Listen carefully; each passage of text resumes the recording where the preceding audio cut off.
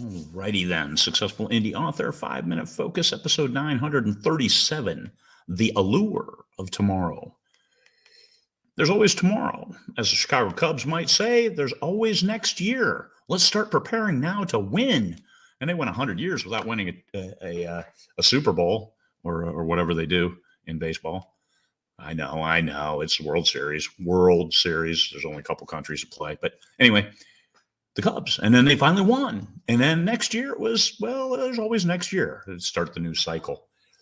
Tomorrow. Tomorrow is the foundation of hope. Once you lose hope, you descend into the abyss of doom. The void gets you in its ugly grasp and holds you tightly.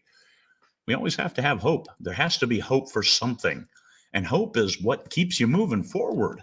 Oh, man, look at that book take off. I'm watching it go. And then hope that it gets even better. But hope isn't a plan. A plan is a plan. Actual concrete steps that you take are a plan.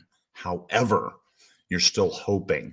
I've done everything I could. This book is as well written as I can write it.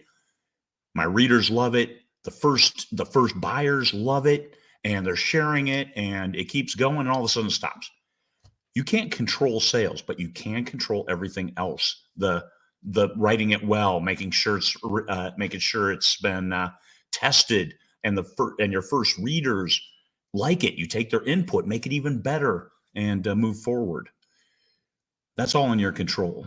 What isn't is whether they buy it or not. And if it sells great at one point in time, it'll keep selling. It'll keep selling well, and you can always sell a good book. There's hope that you can always sell a good book if it's a good story. You just haven't put it in the right reader's hands yet. And that is your challenge.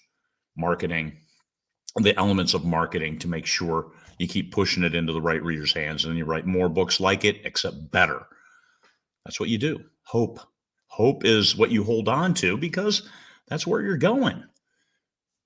My great stories are going to find a foundation because they're getting better and better. First ones, oh my God, I could have written that better. Yes, you could have, but could you have written it more passionately? Did you get quagmired in trying to fix it over and over and over, and then you made it a pale shade of what it was originally? Always keep your old drafts just in case, so you can look at it and say, oh man, that was written. It was written more engagingly, even though maybe not technically correct. Okay, get an edit, move forward. But hope. Now, don't waste tomorrow by being out today.